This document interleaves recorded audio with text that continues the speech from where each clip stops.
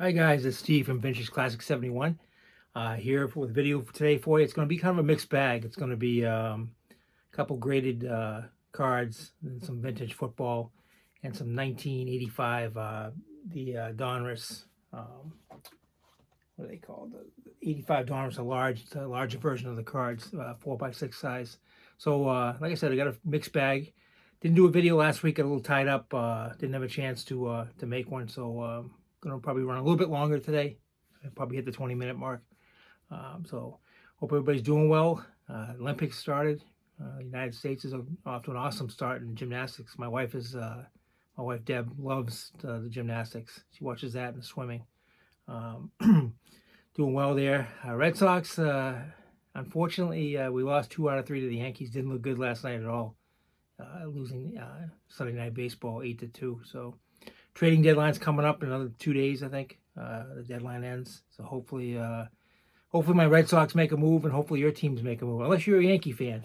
And then hope you stay put. You already got Chaz Chisholm, so that should help you guys enough. But we could use another bat in our lineup and some help in the bullpen. I'm trying to think what other news is going on. Not too much I can think of to mention. So without further ado, let's get started with some of the cards. I'm going to do some 74 Topps football first. Let's see. We're going to start off with Bob Kuechenberg, who was a outstanding guard for the Miami Dolphins in the 70s. During their heyday when they were dominating the NFL. 74's back looks like this. It's a nice look. It's a nice looking set. It's not flashy by any means, but some good action shots in it. And the design, I think, is nice and clean and sharp looking. Next, from the Houston Oilers, you get defensive end Alvin Bethea.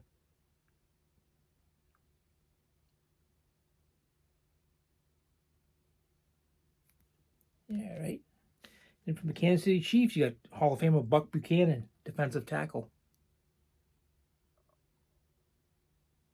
That's before the Chiefs were winning all these Super Bowls. They always had a good team, but they not like today, obviously. Next, from the Miami Dolphins, Mercury Morris. Mercury's not a big fan of my Patriots, even though we did win 18 in a row. And then we lost the biggest one of the season, but his Dolphins is still the only team to finish undefeated and win the whole thing. So, but they played less games, but still got to give them their due. But that's Mercury Morris. He was part of the 3 running back rotation they had with Jim Kick, Larry Zonka, and Mercury Morris. Next up from the Patriots, you got wide receiver Reggie Rucker. Reggie was a solid wide receiver for the Patriots. Those were the days when we weren't winning many football games. Jim Plunkett was our quarterback, Randy Vataha, wide receiver, stuff like that. Probably the better players we had was Hall of Famer John Hanna, definitely, the Hog. Probably one of the best offensive linemen in the history of the NFL, in my opinion, anyways. Next up from the Philadelphia Eagles, you got Bill Bradley, safety, all-pro card. This is the way the all-pro cards looked that year. You see the 70s hairdo. Bill Bradley was a solid defensive back. Next from the San Francisco 49ers, you got the center, Forrest Blue.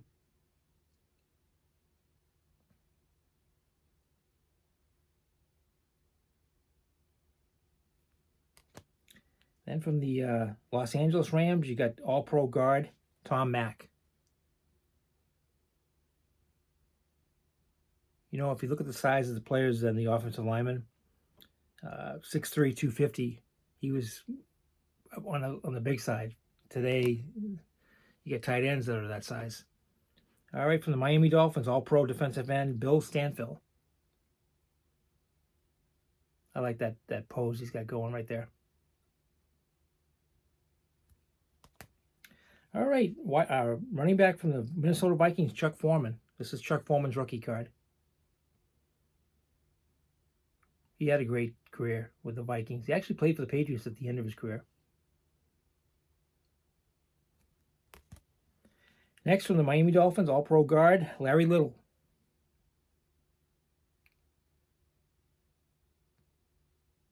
Like I said, Miami had great players, great team, had a great coach, Don Shula.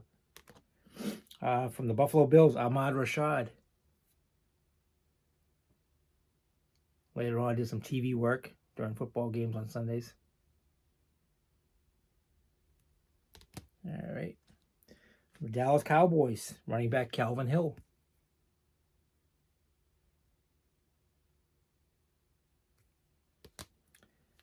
From the Oakland Raiders, guard Eugene Upshaw. Like I said, the 74's got some nice action shots. From the Dallas Cowboys, tackle Rayfield Wright.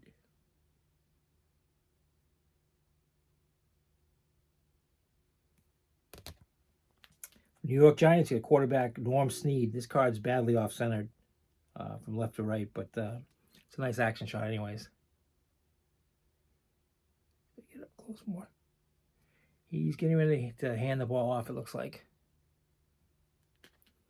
All right, next up is a player who is not well liked up in New England ever since the incident with Darryl Stingley got paralyzed from a questionable hit. I would say it's a dirty hit, but let's leave it at questionable. It's Jack Tatum, safety from the Raiders, the Oakland Raiders. He wrote that book, They Call Me the Assassin. To me, I mean, I was just a kid when that happened, but I remember Stingley was stretched out to get the ball, and when he got popped by Tatum, I think the ball had already gone by too when he hit him, but I don't know, definitely on the dirty side, that hit. So next up from the St. Louis Cardinals, almost said Arizona, St. Louis Cardinals wide receiver Mel Gray. Solid receiver for the Cardinals. All right, another action shot. This is one you don't see too often. It's an action shot of an offensive lineman, center Bob DeMarco from the Browns, clearing out a hole there for the running back. You just don't see offensive lineman cards anymore at all, period. Never mind an action shot. All right, next from the Cincinnati Bengals, you got middle linebacker Bill Bergey, wearing the old Bengal uniform. And they used to have the all orange helmet that said Bengals across it, and the jerseys look like that instead of today's Bengal stripes and everything. All right, next up from the Los Angeles Rams, you got wide receiver Harold Jackson. Ended up with the Patriots at the end of his career also. Seems like we always get the guys at the end of their careers. Why can't we get them at the beginning? But here's another outstanding quarterback from the Cincinnati Bengals, Kenny Anderson. This is Kenny's rookie card.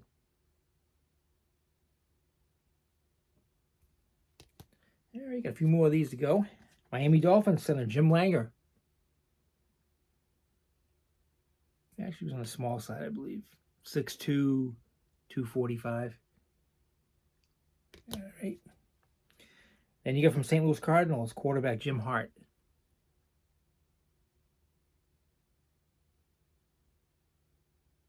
Like I said, these cards aren't fancy or flashy or anything like that, or even by the 70 stands, you had some of the colorful sets, but just a very clean look, and just I like the setup of the card himself. Next from the Vikings, you got defensive end Jim Marshall, part of the Purple People Eaters, the really tough defensive front four that the Vikings had. Then you get Hall of Fame kicker Jan Stenerud from the Kansas City Chiefs.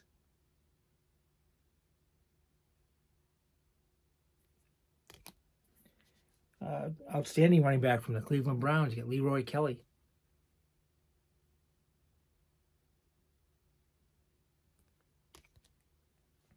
Miami Dolphins kicker Garo Yepremian in action right here.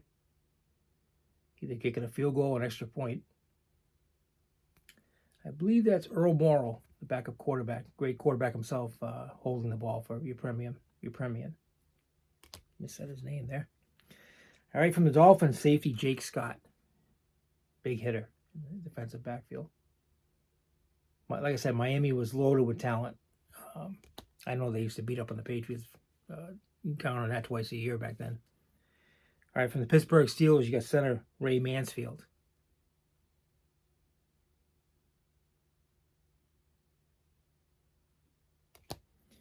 From the Dallas Cowboys, tight end Billy Joe Dupree. to catch passes from Roger Staubach. And then the guy who had the record for the longest time, for the longest field goal at 63 yards, used to have like his foot had half of his foot. You kick when he had like a plate in the front of it. That's the great, well, I would say outstanding Tom Dempsey, Philadelphia Eagles kicker. Look at that mustache. Like I said, he held that record of 63 yards for a long time. I forget off the top of my head who broke it, but it stood for quite a while. And then you got Hall of Fame safety from the Washington Redskins. Notice I said Redskins. Ken Houston.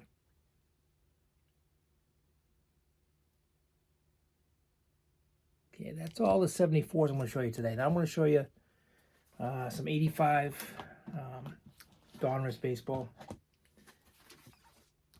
I'm going to start off with the Hall of Famer Jim Rice for the Boston Red Sox. They're like 4x6 size. Like this on the back. They're just oversized. I know a lot of people don't like the oversized cards. I do. I actually enjoy them. I'm working on the 1964 Topps Giant set. I'm probably missing about 10 cards right now of it out of the 60 that are in there. Working on that. I collect exhibit cards. I've done a video in the past about exhibit baseball cards. Quite a few of those. Well over 300 of them. 1947 to 63, I think it is, time period. So I do like the oversized cards. All right, here's a Dwight Evans. Another Red Sox. Great. This guy should be in the Hall of Fame. I know I did a video a while back on players who should be in the Hall of Fame. I believe Dwight Evans should be. Not just for his glove and his arm and defense, but he was a solid hitter. If you look at his numbers over the years, for some reason he keeps getting overlooked. Maybe the Veterans Committee will get him in there eventually. Next up is Hall of Famer from the Baltimore Orioles, Cal Ripken.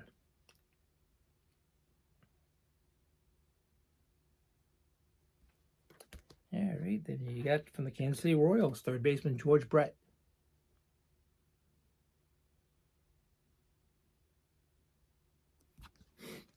Nice cards, the action pictures on them and stuff. From next up from the Atlanta Braves, outfielder Dale Murphy. Another guy I think who should be in the Hall of Fame. I think eventually these guys like Evans and Murphy and them will get in. I think Tommy John's another one, which deserves serious consideration. Put up some great numbers. I know he's got a lot of wins, and some people say he has a lot of losses too, but Tommy was a great pitcher. So hopefully he gets in also. Next up is Hall of Famer Dave Winfield. Pictured with the Yankees here. Started out with the Padres. Played for a number of teams over the years, but Winfield was a great player. From the Montreal Expos, Hall of Famer Tim Raines, The Rock. If it wasn't for Ricky Henderson playing at the same time as Tim Raines, he would have got a lot more attention because this guy stole a lot of bases. Just that Ricky was stealing bases left and right. Raines got his fair share, though. All right. From the Cincinnati Reds, you got there's another guy who should be in Hall of Fame, Dave Parker. I've shown you 3 cards of guys that aren't in the Hall of Fame who I seriously think should be in there. And he's one of them. Next is Hall of Fame catcher Gary Carter. This card from the Montreal Expos on here. Unfortunately, Gary passed away at an early age, but great catcher. All right, Hall of Famer from Chicago Cubs, Ryan Sandberg.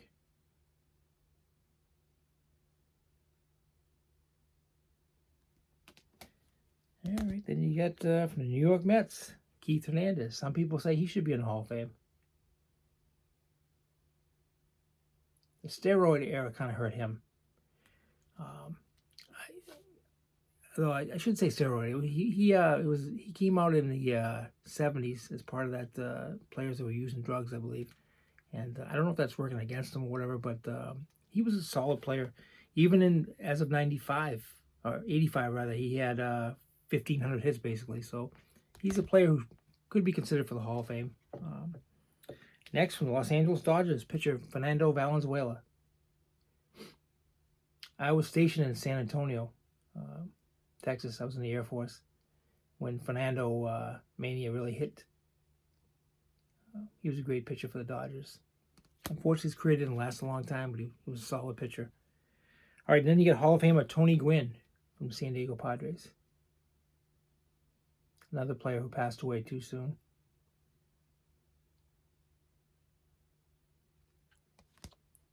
And you got lefty Steve Carlton from the Philadelphia Phillies.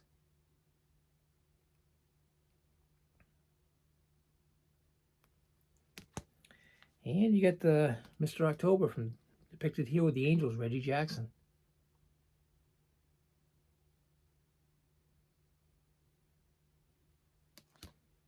Then you got the knuckleballer, Phil Niekro.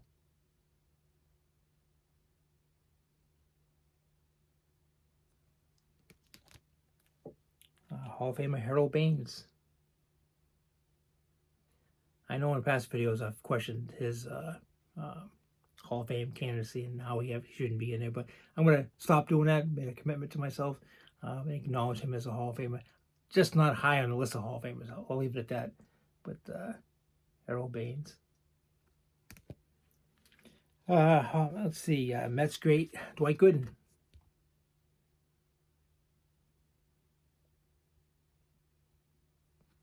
And the last card I'm going to show you isn't an exhibit card. It's not a baseball card. It's a card of Lon Green, the great actor. A lot of westerns. The back is blank, typical of the exhibit cards, the early exhibit cards. Not sure where I picked this up. I've had this for many years. I think I was at a antique shop one time and I happened to see this. But that's Lon Green. All right, that's all the cards I have for you today. I don't know how many of you guys out there went to the National this year. I know my really good friend Dan was there, and he had a good. He's been the last 2 or 3 years. I have yet to go to a National. It's on my list to go to. I just at the point in my life, I don't like large crowds of having to fight to get to a table to look at cards and stuff. So, having seen the videos and how deep it is to get to some of the tables, I mean, I will go because it's definitely on my bucket list and something that I think every collector should experience at least once. So I will make it out there. But I know he went. He had a good time. He's more of an autograph guy than he is cards. He goes there for he's got an unbelievable mini helmets, football mini helmets, autographed. Both great NFL players. He's got a good run of all the Heisman Trophy winners. He's got just an awesome shadow boxes he's had made with like Tyson and Olympic teams, and he's got a really impressive collection of autographs. So he went and had a great time. I know a couple other people went. I saw a lot of the videos, the guys that I follow on the video, Mangini and all of them. It looks like they had a great time. So I should make it out there. My wife kept telling me to go, and my buddy Dan, he actually drove out there because he's actually brought a lot of stuff to either trade or have graded. So he didn't want to fly. He drove from Massachusetts to Cleveland. And I kept asking me right up to the last minute to go. And I said, I thought about it a little bit, but then I said, I'll pass. But I guess the next 3 years are going to be in Chicago is what he was telling me. So maybe I'll just fly out there. He usually drives because he brings stuff to sell or trade. So I probably would meet him out there. But maybe that's something I'll do. So maybe you guys, if any of you went to it, if you want to leave some comments on there, let me know how your experience was, whether you enjoyed it or not, what you picked up for cards. What I did see, there was some great cards. Of course it's going to be great cards. And I think in time when I go to buy my Holy Grail card, the 33 Gaudy Lou Gehrig, I will probably go to either the East Coast show or the National, one of those to pick it up. I buy a lot of cards off of eBay. But I don't think I'd want to buy a card that's at that level. I want to actually see the card and look at it in my hand.